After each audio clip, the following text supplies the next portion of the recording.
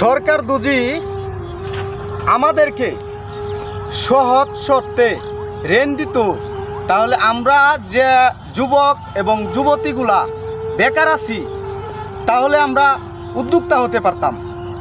সরকার আমাদের বিষয় কোনো পদক্ষেপই নেয় না। আমরা যারা বেকার আছি তারা বুঝি আমরা কতটুকু কষ্টে আছি।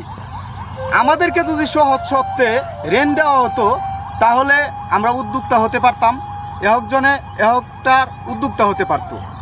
কেউ গরু, ছাগল, মহিষ, ভেড়া এসব লালন পালন করতে পারত এবং দুধের যে চাহিদাটা আছে এটাও মিটত, যে মাংসর যে চাহিদাটা আছে এটাও কিন্তু মিটে যাইত।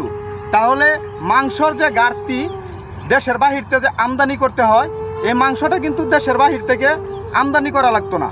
তাহলে এটা আমরা নিজেই উৎপাদন করে আমরা নিজেরাই নিজেদের দেশের মধ্যে দিতে পারতাম এবং দেশের মানুষ স্বল্প মূল্যে খেতে পারত এবং আমরা নিজেরাও স্বাবলম্বী হতাম।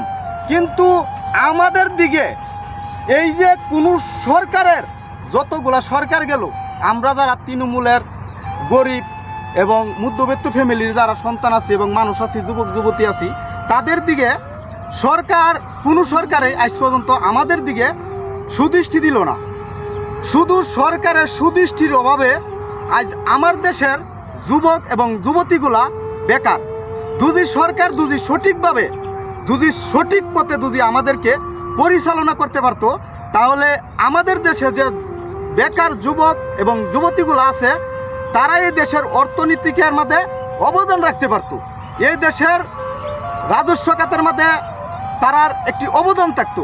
কিন্তু যে হারে মানুষ শিক্ষিত হইয়া যে হারে বেকার, এই হারে সরকার তো কর্মসংস্থান সৃষ্টি করতেই পারতেছে না, আরও উল্টা মানুষের কর্মসংস্থান বন্ধ হইতেছে। তাই বলতে চাই, কোনো সহৃদয়বান ব্যক্তির সামনে উচ্চ মহলের কোনো কর্মকর্তা এবং কর্মচারীর সামনে আমাদের ভিডিওটি পড়ে দয়া করে এই কথাগুলো মনোযোগ সহকারে শুনে এই গরিব এবং মেহনতি মানুষের দিকে একটু নজর দিবেন। আমলাতন্ত্রদেরকে সুযোগ সুবিধা না দিয়ে এই তৃণমূলের যারা গরিব মেহনতি মানুষ আছে তাদের দিকে একটু নজর দেন।